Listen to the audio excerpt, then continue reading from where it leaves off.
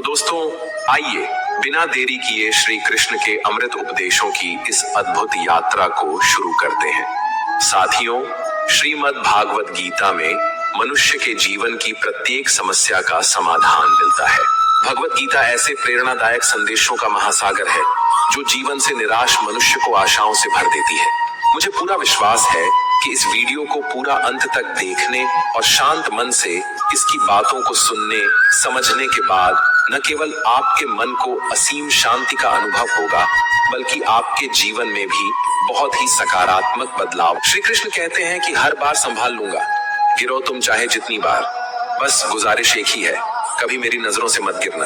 अपने कर्मों का फल भुगतने से तो गंगा पुत्र भीष्म भी नहीं बच पाए, और हम ये सोचते हैं कि गंगा में स्नान भर करने से हमारे पाप धुल जाएंगे। जब बारिश होती है तो खाली पड़े घड़े खुद ब खुद भर जाते हैं और ऊंचे ऊंचे बड़े बड़े टीले सूखे के सूखे रह जाते हैं। इसलिए अपने आप को खाली रखो, क्योंकि खाली झोली ही भरी जाती है। सबसे बेहतरीन नजर वह होती है जो अपनी कमियों को देख सके, क्योंकि नींद तो रोज ही खुलती है, पर आंखें कभी कभी। अपने अंदर के बच्चे को हमेशा जिंदा रखिए। हद से ज्यादा समझदारी जीवन को बेरंग कर देती है।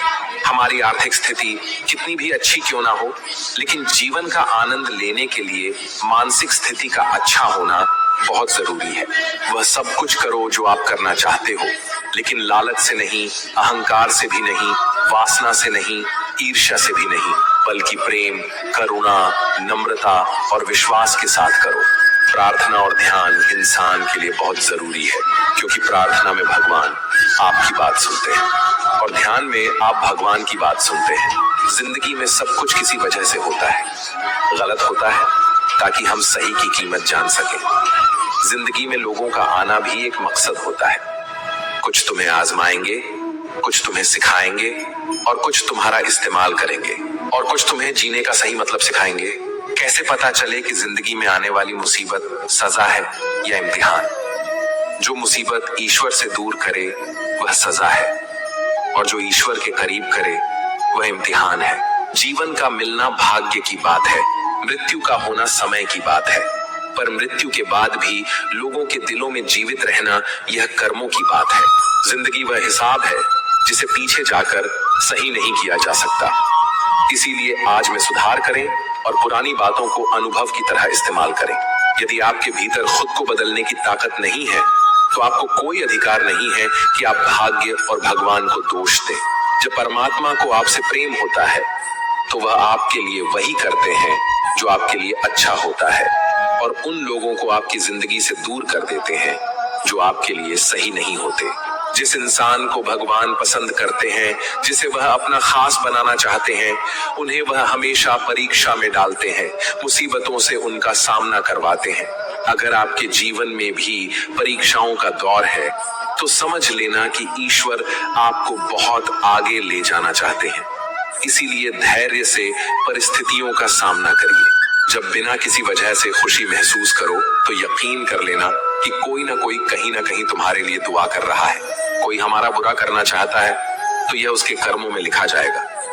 हम क्यों किसी का बुरा सोचकर भी अपना कर्म और वक्त दोनों खराब करें? जिंदगी में सादगी अपनाओ। जितना सादा तुम्हारी जिंदगी होगी, उतनी ही परेशानियां कम होंगी। कुछ समस्याएं जो हमारे पास हैं, उनके बारे में सोचकर दुखी होने से अच्छा है हम यह सोचकर खुश रहें कि दुनिया में बहुत सी ऐसी समस्याएं हैं जो हमारे पास नहीं है। अपनी अंतरात्मा को कभी मत बेचिए। एक यही तो है जो आप इस संसार में लेकर आए थे, और एक यही तो है जो आप इस संसार से लेकर जाएंगे। कोई बदल जाए तो दुखी मत होना, क्योंकि बदलना तो प्रकृति का नियम है। जब जिंदगी में कुछ समझ ना आए, तो सब कुछ परमात्मा पर छोड़ दो। परमात्मा से कुछ ना मांगो, क्योंकि वह जानता है कि आपको क्या देना है। बुरे समय में यह मत सोचो कि कौन साथ देगा, बल्कि ये सोचो कि कौन साथ छोड़ कर जाएगा। गम का मिलना बदकिस्मती नहीं है, और खुशी का मिलना खुशकिस्मती नहीं है। ऊपर वाला देकर भी आजमाता है और लेकर भी आजमाता है। इसीलिए जिस हाल में भी हो, शुक्रिया अदा किया करो। एक व्यक्ति बनकर नहीं, व्यक्तित्व बनकर जिंदा रहो, क्योंकि व्यक्ति तो एक दिन मर जाता है, पर व्यक्तित्व हमेशा जिंदा रहता है। ईश्वर को वो आंखें बहुत पसंद हैं जो उसकी याद में रोई हो, जो अपने किए गुनाह पर रोई हो, जो किसी का दिल दुखाकर शर्मिंदा हुई हो, जो किसी बुराई को देखना ना चाहती हो। ईश्वर को वह आंखें बहुत पसंद हैं। रब पर भरोसा एक बच्चे की तरह करो। जैसे बच्चे की माँ जब उसे हवा में उछालती है तो वह खुश होता है, हंसता है, क्योंकि उसे यकीन होता है कि उसकी माँ उसे कभी गिरने नहीं देगी। कभी किसी वजह से भी पाप मत करो, क्योंकि वजह खत्म हो जाएगी पर पाप नहीं।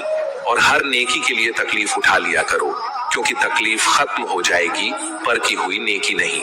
ईश्वर से सब्र की जगह सुकून मांगा करो, क्योंकि सब्र किसी चीज को खो देने के बाद हासिल होता है, पर सुकून हासिल करने के लिए कुछ खोना नहीं पड़ता।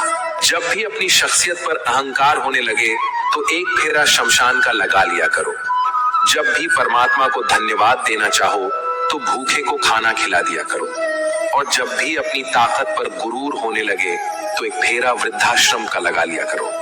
और जब भी आपका सर श्रद्धा से झुका हो तो अपने माँ बाप के पैर दबा लिया करो। इंसान को सबसे पहले धनवान बनने की चाहत होती है, फिर उसमें शोहरत की आस पैदा होती है, और फिर उसमें शक्ति की लालसा जागती है, और अंत में वह शांति की तलाश में मिट्टी में मिल जाता है। किनारे पर तैरती हुई लाश को देखकर समझ आया कि बोझ शरीर का नहीं होता, सिर्फ सांसों का होता है। जिंदगी एक हसीन किताब है, पर यह जरूरी तो नहीं कि इस किताब के सारे पन्ने हसीन हों, हमारे हिसाब से हों। अगर कोई ऐसा पन्ना आ जाए जिसमें राहतें ना हो, सुकून ना हो, शांति ना हो, तो सब्र करना। कुछ पल तन्हाई में बैठकर ईश्वर को याद कर लिया करो, देखना कितना सुकून मिलेगा। इमली का नाम लेने से मुंह में पानी ना भर आए और ईश्वर का नाम लेने से आत्मा को ठंडक ना मिले, ऐसा हो ही नहीं सकता। तालाब सदा कुएं से सैकड़ों गुना बड़ा होता है, फिर भी लोग कुएं से ही पानी पीते हैं, क्योंकि कुएं में गहराई और शुद्धता होती है। मनुष्य का बड़ा होना अच्छी बात है, लेकिन उसके व्यक्तित्व में गहराई और विचारों में शुद्धता भी होनी चाहिए, तभी वह महान बनता है। जिस दिन आपको अपना मूल्य खुद पता चल जाएगा, उस दिन के बाद आपको किसी के द्वारा की गई प्रशंसा और निंदा से कोई फर्क नहीं पड़ेगा। उस दिन के बाद आप अपने साथ खुश रहना सीख जाओगे। सेवा सबकी करो, पर आशा किसी से मत रखो, क्योंकि सेवा का सही मूल्य ईश्वर दे सकता है, इंसान नहीं। बचपन में समय होता है, शक्ति होती है, पर पैसा नहीं होता। जवानी में शक्ति होती है, पैसा होता है, पर समय नहीं होता। और बुढ़ापे में पैसा होता है, समय होता है, पर शक्ति नहीं होती। इसीलिए जीवन के हर एक क्षण का आनंद लीजिए। कम और ज्यादा तो चलता ही रहेगा। नाराज मत होना कभी यह सोचकर कि काम मेरा और नाम किसी और का हो रहा है। घी और रुई सदियों से जलते आ रहे हैं, पर लोग कहते हैं कि दिया जल रहा है। दुआ कभी साथ नहीं छोड़ती और बद्दुआ कभी पीछा नहीं छोड़ती। जो दोगे वही लौट कर आएगा, फिर चाहे वह इज्जत हो या धोखा। हर इंसान के जीवन में एक समय जरूर ऐसा आता है जब उसे दिल की गहराइयों से यह महसूस होता है कि इस दुनिया में ईश्वर के अलावा अपना कोई नहीं। एक दिन जो मैंने पूछा रब से, मेरे अंदर यह कैसा शोर है, वह हंसा मुझ पर और बोला, चाहते तेरी कुछ और थी, पर रास्ते तेरे कुछ और हैं। रूह को संभालना था तुझे, पर सूरत संभालने पर तेरा जोर है।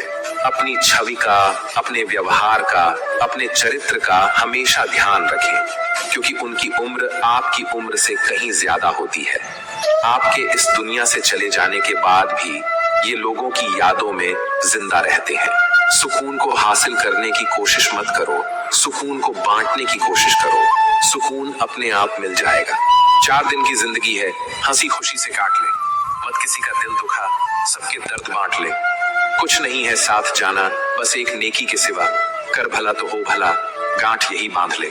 सोच भले ही नई रखो, लेकिन संस्कार पुराने ही अच्छे हैं। जिंदगी जब कठिन समय में नाच नचा जाती है तो ढोलक बजाने वाले अपनी जान पहचान वाले ही होते हैं। श्री कृष्ण कहते हैं, जो मन को छुआ करते हैं वही अपने हुआ करते हैं। अपने पिता के काम पर कभी शर्म मत करना, वह शर्म खो देते हैं तुम्हारी जिंदगी बनाने के लिए। प्रकृति का काम तो सिर्फ लोगों को मिलाना है। रिश्तों की उम्र क्या होगी यह तो आपका व्यवहार तय करेगा।